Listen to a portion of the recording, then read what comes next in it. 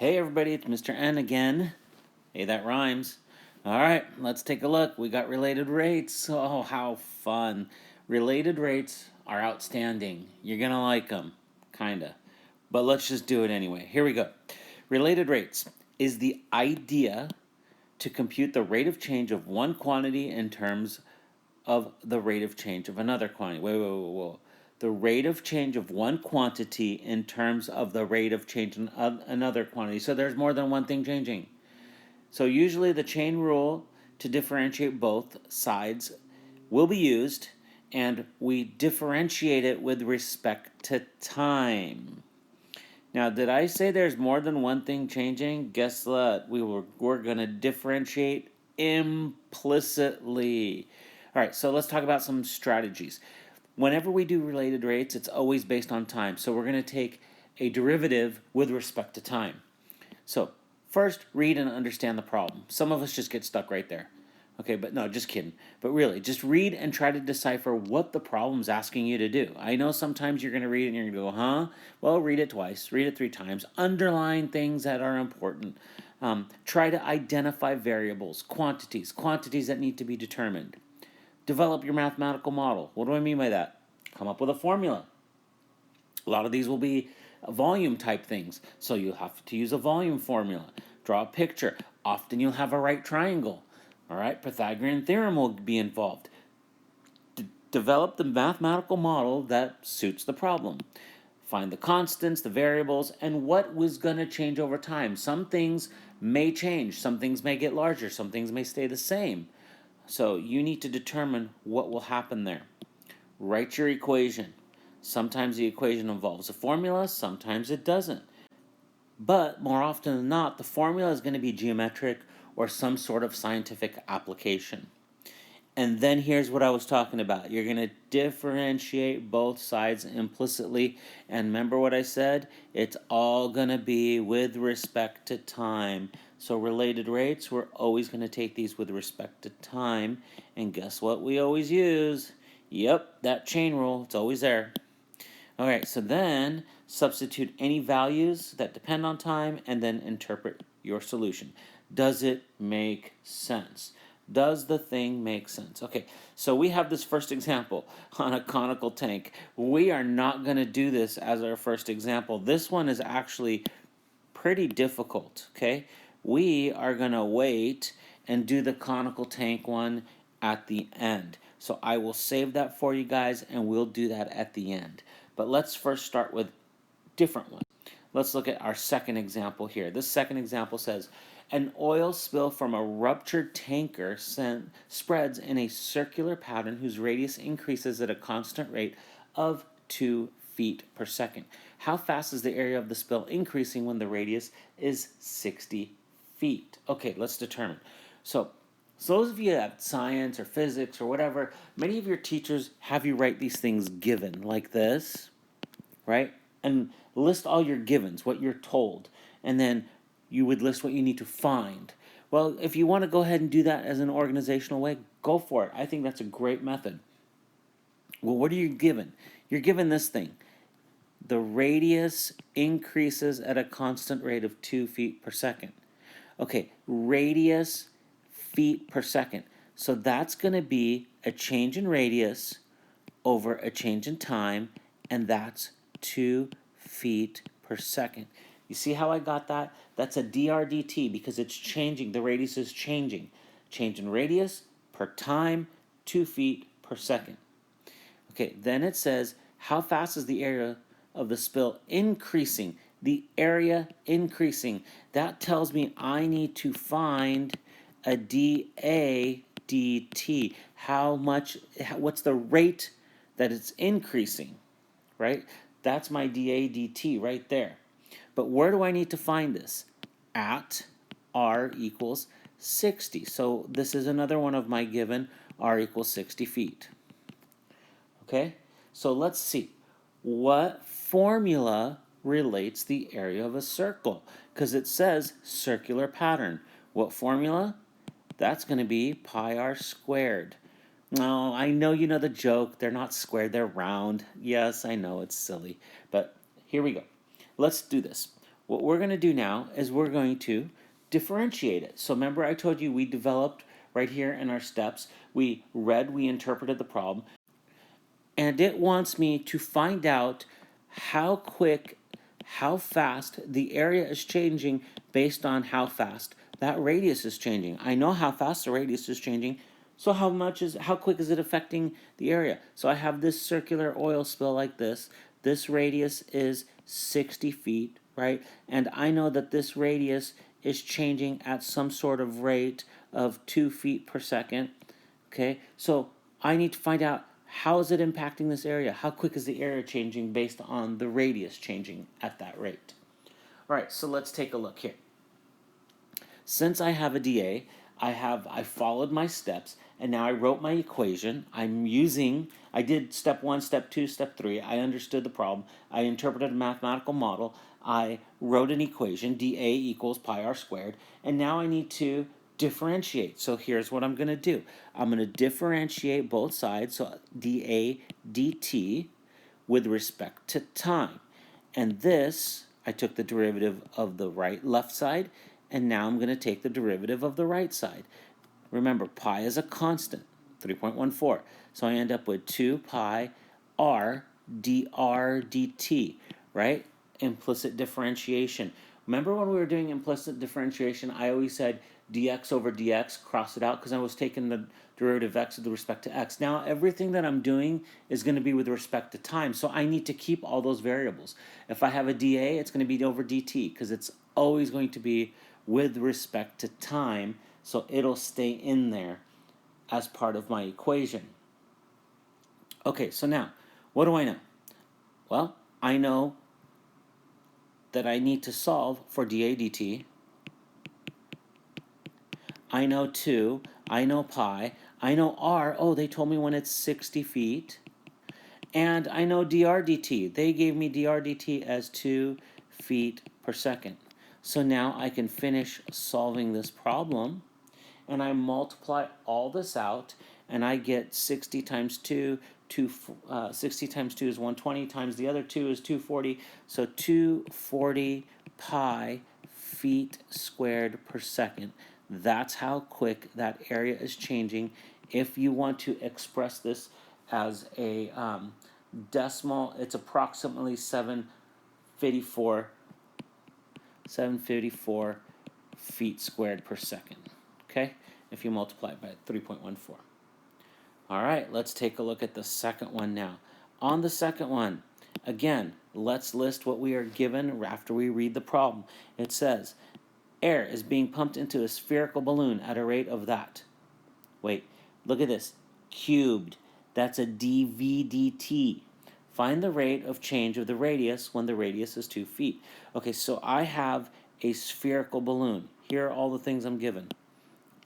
I am given some sort of spherical balloon. And there's my sphere. You tell me if I did a good job with it. And I'm pumping air into it. And what's the rate? That's what's changing, is the dV/dt at 4.5 cubic feet per minute, right? It's a dV/dt because it's a cubic foot per minute. What I need to find is, as I'm doing this, what is the radius? Find the rate of change of the radius. What is this rate of change of the radius? That's what I'm looking for. That's how I express dr dt is the rate of change of the radius with respect to time, and that's what this problem wants me to find. But I also know something else. They tell me when r is 2 feet. Well, what formula do I use for a sphere? I have a volume formula, and that's 4/3 pi r cubed. All right, so let's take a look at this and see what we could do with all this. I wrote everything down, I developed a formula, I understand what's happening. What's happening is the volume is changing, and as the volume changes, how is the radius changing? That's what I need to find. And so I know all that stuff. Next step in my process is to take a differential, and I will differentiate both sides. So I'll get dV dt on the left side. On the right side, I'll get 4 pi r squared dr dt, right? Because I took the derivative of r with respect to time. All right, what values do I know? I know dv dt. Plug that in. 4.5 equals 4 pi. I know r. That's 2. I'm solving for dr dt. That's what you're looking for. Okay, so now how do I solve it? Well, I'm going to divide everything over to the other side. So I end up with dr dt as being 4.5 divided by 8 pi, and we'll put that answer over here. Dr dt comes out to be 0.0895 feet per minute. There you go. Easy enough so far? I don't know. You tell me. Related rates can be tricky, but you know what? Once you get these, once you get the process, once you start doing more of them, you get them. They start sinking in. That's the beauty of related rates. With at least most of them. Sometimes some of the authors in the books can get really funky with the problems, but the good news is they won't give you something that crazy on the AP test. Okay, so let's take a look at this next one. It says an airplane is flying on a flight path that will take it directly over a radar tracking station. See the diagram. If S is decreasing at a rate of, 400 miles per hour, when S is 10 miles, what is the speed of the plane? Whew. Okay, let's look at this. If S, here's what S is right here, this is my S, and this is decreasing, and I have a rate that this is decreasing. So in other words, the plane is going this way, and this S is getting smaller. When S is 10, what is the speed of the plane? The speed is going to be on the x-axis, a horizontal speed is what I'm looking for. Okay, so that's what it's asking me to do. So let's list out what we have given. All right, so we are given right here this plane, and we're given that the speed ds dt with respect to time is decreasing negative 400 miles per hour. We have s as equaling 10 is when we have to solve it. We know that this is 6, this is not changing, and we have to find the horizontal change, that horizontal speed, which is the dx dt is what I am looking for. All right, let's take a look at something here.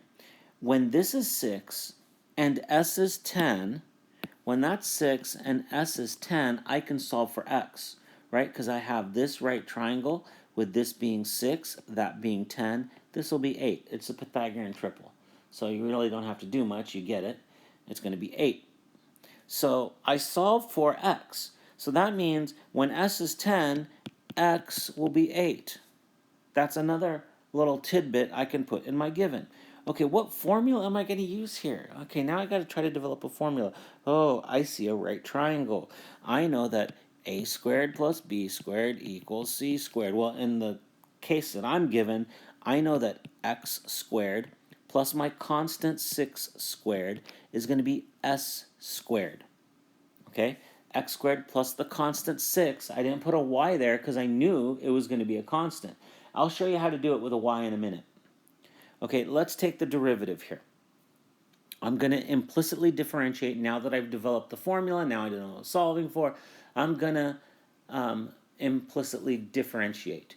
So this gives me 2x dx dt plus 0. The derivative of a constant is 0 equals ds. Oops, sorry. I need to put 2s and ds dt. So that's what I end up with there. Now suppose you left the y in there. Suppose you called this y. You would have x squared plus y squared equals s squared, 2x dx dt plus 2y dy dt equals 2s ds dt. I'm showing you this because there are going to be times when the y does change as well. But look, in this case, this is a constant 6 miles overhead. So is my rate in the y direction changing? No, it's always going to stay 6 miles overhead. So this rate right here is 0 anyway.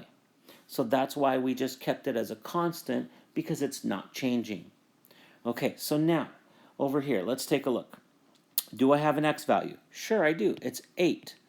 Do I have a dx dt? Nope, that's what I'm solving for. Okay, equals 2. Do I have an s value? Yep, that's 10. Do I have a ds dt? Yep, that's negative 400. Okay, now I can solve all this. So solving this yields dx dt as being negative 500 miles per hour. Okay, why is it negative 500 miles per hour? Because I'm moving this way. I'm moving to the left, you see? So the numbers came out. The numbers worked out because I'm moving to the left. So now let's take a look at what we have next. Oops. All right, so this number 5 is the famous ladder problem that we see. And it says a ladder is 25 feet long and leaning against a vertical wall. The bottom of the ladder is pulled horizontally away from the wall at 3 feet per second. How fast is the top of the ladder sliding down from the bottom of the wall? Okay, let's draw what's happening real quick. Before I do this problem, let's draw. We have a ladder leaning up against the wall. So here is my wall. Come on.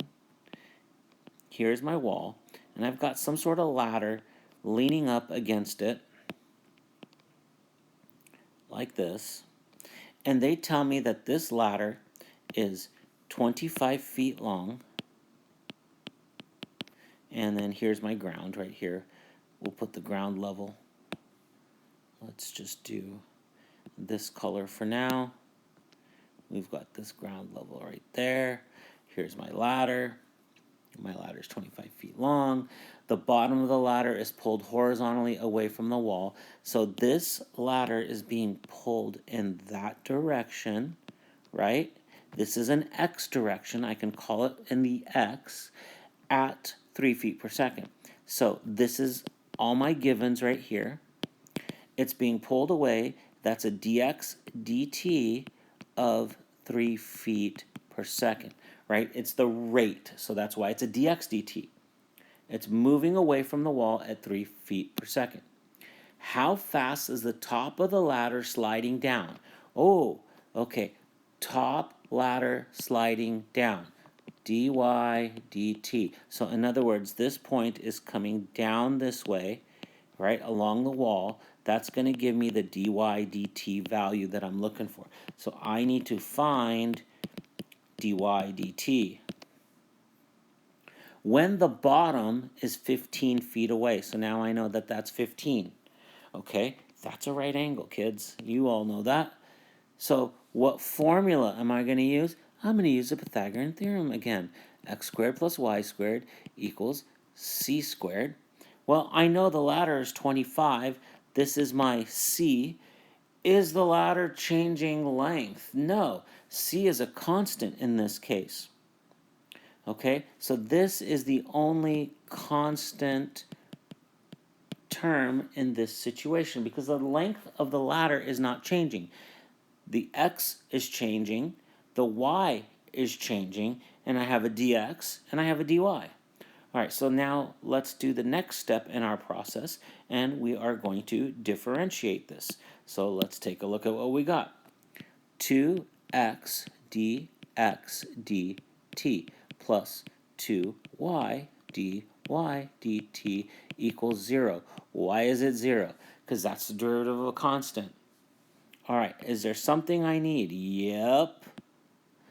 I know that this is 15. I know that this is 25.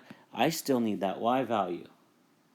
So y is going to be the square root of 25 squared minus 15 squared. And that comes out to be 20. All right, so now let's plug all our values in. 2 times x, well, we know x is 15 plus, oops, I need the dx dt. I forgot to put the dx dt. I know that that's 3. So let's put that in, times 3, right? That's my dx dt, plus 2y, which was 20, and dy dt, which is what I'm solving for, equals 0. All right, so 40 dy dt equals, this becomes 30 times 3, bring it over, negative 90, dy dt is going to be negative 9/4, which is negative 2.25. I'm going to ask you again, this is feet per second. I'm going to ask you again, why is that negative? Why is that negative? Because it's moving down. All right, it's moving down. Next problem. We are moving right along here. Okay, now we've got a camera mounted at a point 3,000 feet from the base of a rocket launching pad. Ooh. If the rocket is rising vertically at 880 feet per second, okay, vertically, dy dt, rising, feet per second, dy dt. When it is 4,000 feet above the launching pad, there's my y, okay? How fast must the camera elevation angle change at that instant to keep the camera aimed at the rocket? Oh, wait, that changes things. Do I have an x? Okay, well, let's just draw it out and see what's going on. Besides, you know you like my famous drawings. Okay, so let's go ahead and do this, and we have some sort of rocket and a camera right here. We'll call this the camera, is mounted at a point 3,000 feet. This is 3,000 feet from the base of a rocket launching pad. Here is my pad. This is the base of the rocket launching pad. If the rocket, ooh, cool, I get to draw a rocket. Woohoo! There's my rocket. And you got this. I guess we could put, like, let's do this. Let's have some fun with this. We're going to put USA right there. And the flames coming out. Look at that. I wonder if this is SpaceX. Right? It could be a SpaceX rocket. Anyway, so it's going up, and it is rising vertically at 880 feet per second. So I'll just call this y, instead of y, let's just use h, okay, because the height. So this h, here's all that I'm given, this drawing with all the things I'm doing here. This dh dt is 880 feet per second, and I know that the height right here, h, is 4,000 feet. Okay, I drew everything. What the heck am I solving for? How fast must the camera elevation angle change? There's theta. That means I need to find d theta dt. Oh, so this camera changes this angle to stay aimed at the rocket to keep the rocket in sight. I need to know what that angle is changing at. Oh, how the heck can I relate these? Well, let's take a look. I got the triangle. I got a height right here, and a dh dt. I got an x right here. The x is not changing. There is no dx dt, but this angle is changing for a d theta dt. And check this out. What relates right here? The opposite and the adjacent. The tangent. So the tangent of theta equals h over x. But guess what? X is a constant, so I could go ahead and plug it in. So let's do that as we break this problem down. I know the tangent of theta will be h over 3,000 because this is a constant. It's not changing. All right, so that means I can take the derivative. I have my formula, I develop my givens, I know what I need to find, I've made a picture, I have the equation that I need. Let's implicitly differentiate. So over here, the derivative of tangent is secant squared theta d theta dt. Over here, okay, this is like saying 1 over 3,000 times h, because that's my constant. Remember, x is not changing, it's a constant, so I could just express it in this case just by putting 1 over 3,000. So this becomes 1 over 3,000 times, the derivative here is 1 dh dt. All right, I know a bunch of values. I know my angle. Wait, I don't. I don't know what theta is. Oh, but I can get it, right? Because I know that this right here is theta, this is 3,000, and that's 4,000, right? So I know that I can solve for theta if I need to, or you can go with the flow and you can say, all right, it's a right triangle, that's 5,000. At this point, you can solve for theta, okay? If you really want to solve for what theta is, you can, but I'm just kind of doing it a puristic approach, kind of like the mathematical purists like. So I'm putting 5,000 there, and so then I could say, all right, I can find what the secant of theta is just on its own. What is the secant? The secant is 1 over the cosine of theta. And what's the cosine of theta in this case? The cosine is going to be 3,000 over 5,000. 3,000 over 5,000. So really, the secant of theta is just 5/3. Right? Take that, find that.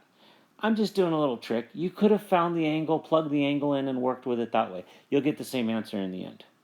Okay, so you could actually find what theta is, use the tangent. Tangent theta is 4,000 over 3,000. Solve for theta, plug it in right here. But I kind of found what the whole secant is, 5/3. Because now I can just put that in here. So I'm going to say 5/3 squared, right? D theta dt equals 1 over 3,000. Well, what's my dh dt?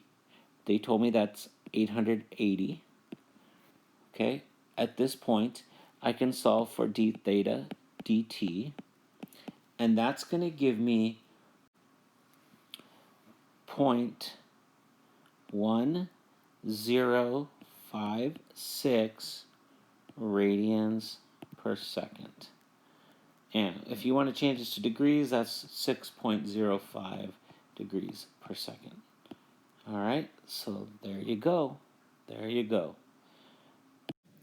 All right, so let's take a look at this cone example. And it says, water runs into a conical tank at a rate of 9 cubic feet per minute. Cubic feet, right away, I know that's a dVdt. Okay, the tank, that should say tank, let's fix that, not the take. The tank stands point down with a height of 10 feet. Okay, so I know a height and a base radius of 5. I know a radius. How fast is the water level rising when the water is 6 feet deep? Okay, let's draw what's going on first of all. Let's try to decipher what we have to do. Let's draw the inverted tank. So it says it's a conical tank, so it looks like this. These are all my givens. Let's list them again. And I have this water tank like this. And water runs in at a rate of 9 cubic feet per minute. So that's a dVdt because it's a change in volume, cubic, right? Cubic feet per minute. dVdt is going to be 9 feet cubed per minute. And then we pointed the tank down. The height of the tank is 10. So this total height of the tank is 10. And the base radius, which is that radius is 5. Okay, so the radius equals 5. These are all my givens so far. All right, so here's what I need to find out. It says, how fast is the water level rising?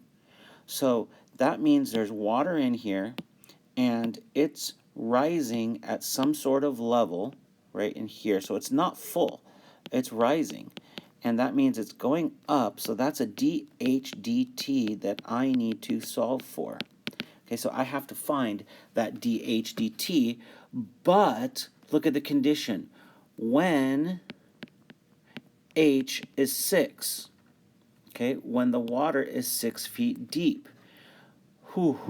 All right, what else do I know? I know the formula for the volume of a cone. The formula for the volume of a cone is 1/3 pi r squared h. Okay, so these are all the things I know, and I have what I need to find. All right, let's see what we could do here. All right, so I've always said when you do this, you have to implicitly differentiate. Okay, but there's a catch here. I got two variables that are changing. Let me explain that to you. I have r. As the height changes, look at the radius changes too. So at 6 feet right here, there is a completely, we'll say that's 6 feet, there is a completely different radius than when I'm at 10 feet right up there.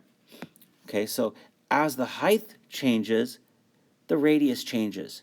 So if I want to work this out, these two are not constants. So I would need to implicitly differentiate, and I would need to find a dr dt and a dH dt, but I'm not given anything here about a dr dt.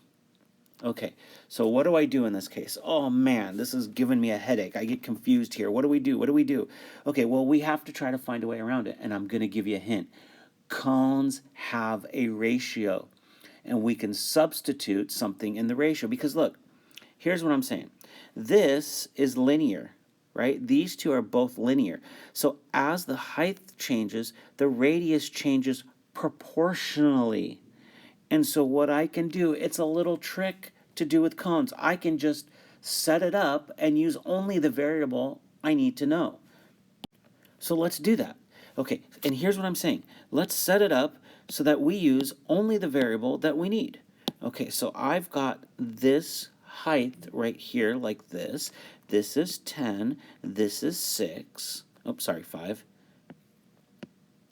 And I want to know when this is h, some sort of height here, what this r is. So do you see how this will be a proportional, it's a similar triangle. You have one triangle in here. Going back to geometry, oh boy, we've got similar triangles.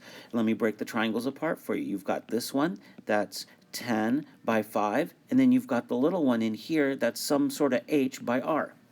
So you can set up a ratio. We could say 5 to 10 equals r to h. So what are we going to do with this ratio?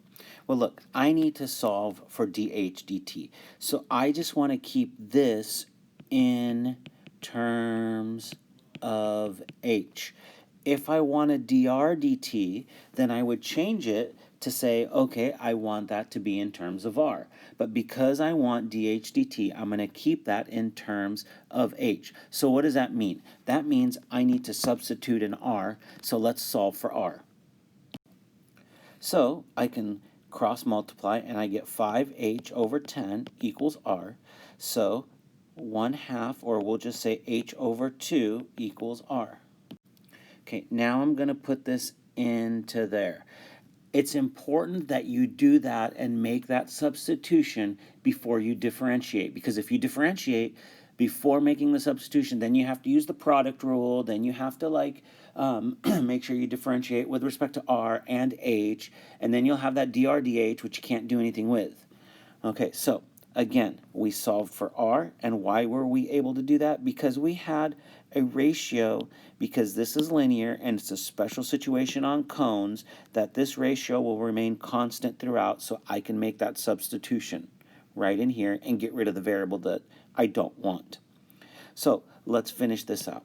So let's go ahead and write this as v equals 1/3 pi, and then r is this h over 2 that we said, squared times h. So this gives me 1/3 pi h cubed over 4. So I did this squared, h squared over 4 times the h. So I got h cubed over 4. So let's go ahead and clean this up a little bit. So the volume is going to be pi over 12 times h cubed. The way I wrote it is so that I could put the constant out in front, and now I can differentiate. So dv dt, left side. Now on the right side, I get pi over 12, which is the constant, and this is times 3h squared dh dt. All right, let's see what I got. I have all the info I need. I have dv dt as being 9, right there they told me. Pi over 12 times 3. I have the h. I need to know when h is 6. When h is 6 is when I'm solving this for. So 6 squared times, and this is what I'm looking to do, find the dh dt. So this becomes 9 equals, and this will end up being 36, and this will reduce there to be a 4, so 36 over 4 gives me 9 dh dt, and there's a pi, sorry, dh dt, so these reduce out, so 1 over pi equals dh dt. So basically I just solved it for dh dt right there, and 1 over pi comes out to be approximately 0.32 feet per minute, and that's my dh dt. You can leave it as 1 over pi, that's fine. All right, so the tank inverted cone ones are a little bit difficult, but the key to it and what you need to remember is right there. Can you convert this ratio to solve for what you need? All right, I've got many more videos on different types of related rates that you'll see, so check those out. I think I've put them in a playlist for related rates, so hopefully that will help you out. So thanks for watching. Hit that like and subscribe button, and I'll see you guys in the next video.